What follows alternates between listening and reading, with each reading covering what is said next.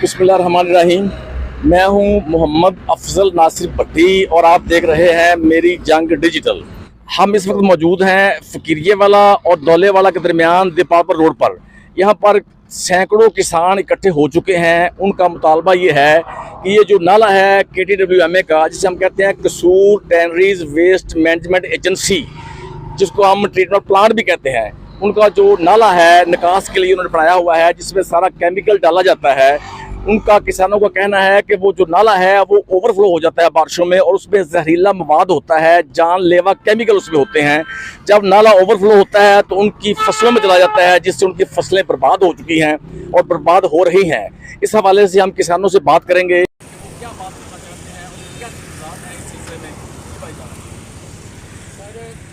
पहली मर्तबा नहीं हुआ, ये नुकसान हमारा हर साल होता है और हम इतने मजबूर हो गए, मेरा लाखों रुपए का नुकसान हो गया। इधर बाग अमरूद का जाकर उधर देखें, इतना नुकसान हो गया। हमने पौधे लगाए हैं, वो पौधे सब गर्क हो गए हैं।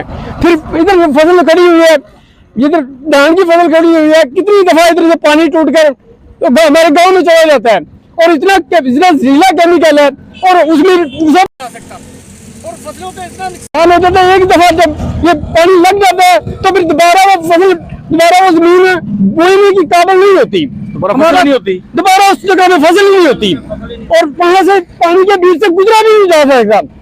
आप चेक कर लें इसका केमिकल, और इतना खतरनाक केमिकल है, आप चेक कर लें। इतनी बदबू आ रही है इससे और हमारी कोई नोटिस नहीं लेता। हम खुद जब ये खाले पे बांधते हैं इसको, इसमें गिर जाते हैं और दोबारा जब DMA को कहते हैं, जब ट्रीटमेंट प्लांट वालों को कहते हैं, हमारी कोई सुनवाई नहीं करता। हमारा इतना ज्यादा नुकसान हर साल हो जाता है और कोई भी इधर आता ही नहीं। हम फोन करते हैं, इंतजामिया को कहते हैं, कोई हमारी बात सुनने नहीं आता। तो ये लोग, जितने भी लोग खड़े हुए हैं, इनका लाखों रुपए का नुकसान हो चुका है। हमारा तो नोट नहीं लेता। इतने मजबूर हो गए कि हम अपने काबू नहीं कर सकते, अब अपने जज्बात भी कंट्रोल कर सकते। बिस्मिल्लाहिर्रहमानिर्रहीम। जनाब, ये ट्रीटमेंट प्लांट का जो नाला है ना, ये सड़क के साथ साथ जा रहा है दीपालपुर रोड, ये बहादुरपुर रोड में जाके गिरता है। जनाब, इसमें हुआ ये है कि जब बेनजीर की गवर्नमेंट आई थी उस वक्त ये ट्रीटमेंट प्लांट बना था।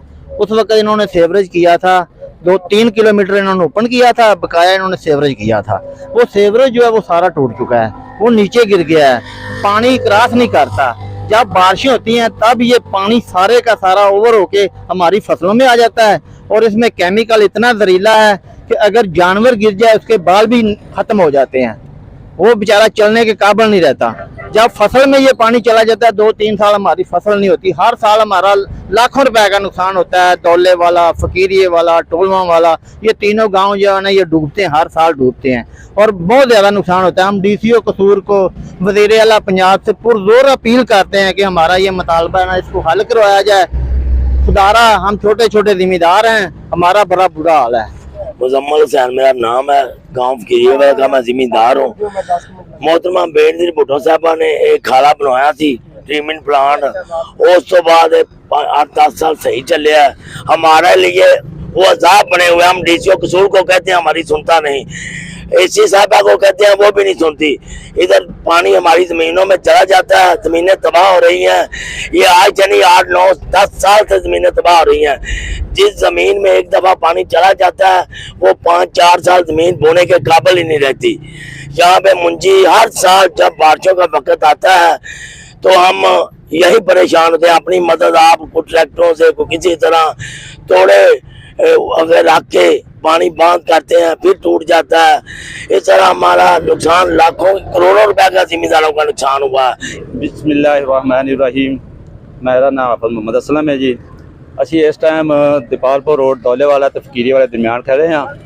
ਟ੍ਰੀਟਮੈਂਟ ਪਲਾਂਟ ਦਾ ਖਾਲਾ ਜਾ ਰਿਹਾ ਤੇ ਜਦੋਂ ਵੀ ਬਾਰਿਸ਼ ਹੁੰਦੀ ਏ ਤੇ ਓਵਰਫਲੋ ਹੋ ਜਾਂਦਾ ਹੈ। ਸਾਡੀਆਂ ਪੈਲੀਆਂ ਸਾਰੀਆਂ ਡੁੱਬ ਜਾਂਦੀਆਂ ਨੇ, ਇਸ ਕਾਬਲ ਨਹੀਂ ਰਹਿੰਦੀਆਂ ਕਿ ਫਸਲ ਹੋ ਜਾਵੇ। ਸਾਡਾ ਬਹੁਤ ਨੁਕਸਾਨ ਹੋ ਰਿਹਾ ਹੈ।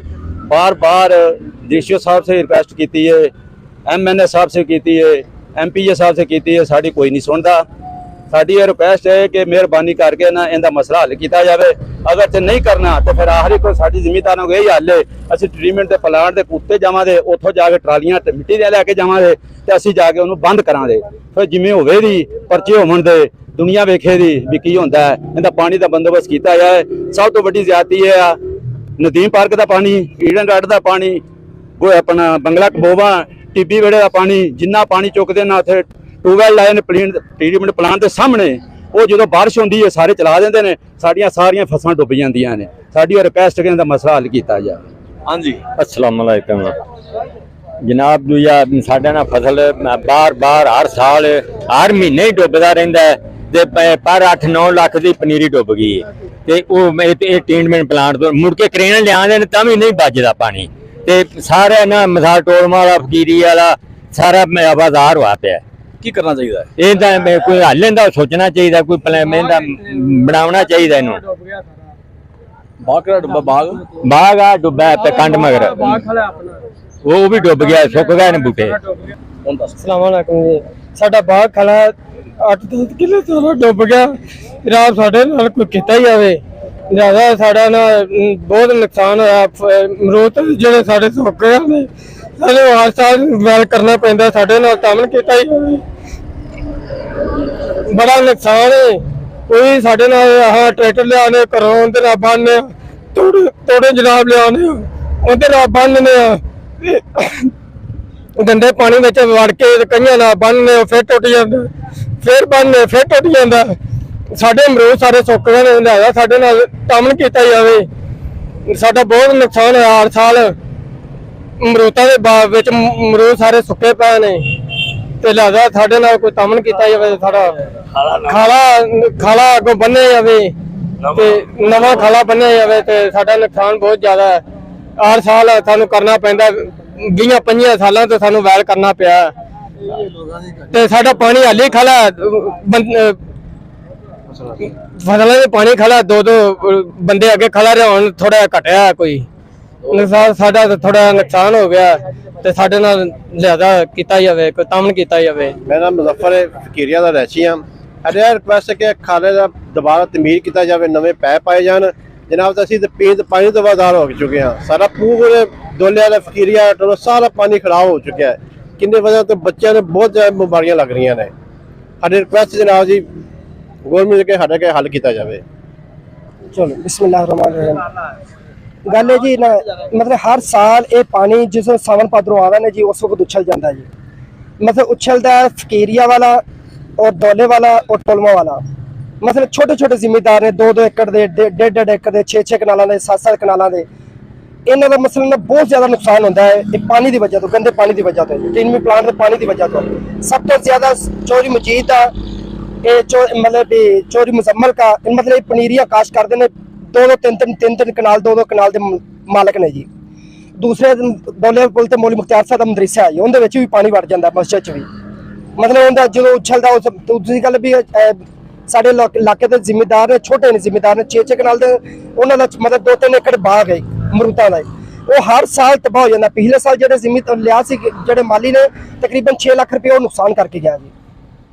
मतलब इनकी ना सफाई होंगी है। दूसरी गल रह गई चौधरी मजीद साहब खुद, मतलब भी आसन साहब खुद, मतलब भी है अशरफ साहब खुद, मतलब भी अमजद भाई जो पहले गल भी की है, ये खुद कल मतलब तामजा तोड़े नवे लिया के खुद आपकी मतलब आपके तहत लिया के तोड़े बनने ने।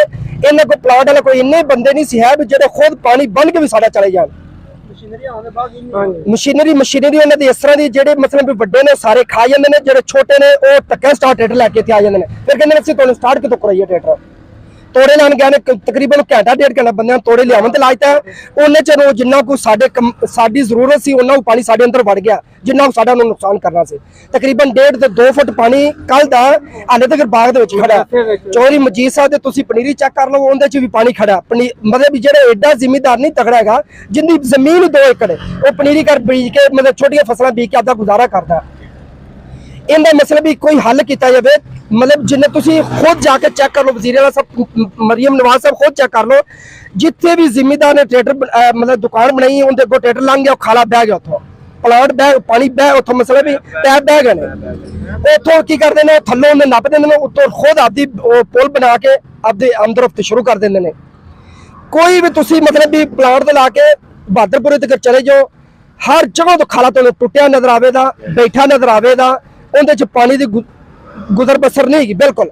ਇਹ ਬਿਲਕੁਲ ਮਤਲਬ ਨਾਕਸ ਨਿਜ਼ਾਮ ਹੈ ਜਿਹਨੂੰ ਦੁਬਾਰਾ ਮੁਰੰਮਤ ਕੀਤਾ ਜਾਵੇ ਜਾਂ ਉਹਦਾ ਮੁਤਬਾਦਲ ਦੂਸਰੀ ਸਾਈਡ ਤੇ ਹੱਲ ਕਰਕੇ ਉਹਦਾ ਖਾਲਾ नवा बनाया जाए।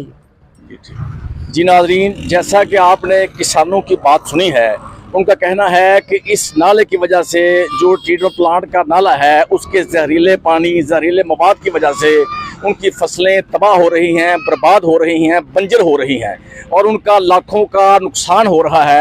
उनका मुतालबा है डिप्टी कमिश्नर कसूर से, चीफ मिनिस्टर पंजाब से कि ये जो नाला है ट्रीटमेंट प्लांट का इसको फौरी तौर पर नया तामीर किया जाए या मुरम्मत किया जाए या इसके पाइप डाले जाएँ या इसमें सीवेज डाला जाए, लेकिन उनका इस जहरीले पानी से उनकी जान छुड़वाई जाए ताकि वो अपना एहसन तरीके से बाइज्जत तरीके से अपना रोज़गार कमा सकें।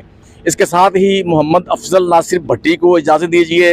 मेरी जंग डिजिटल से अल्लाह हाफिज़।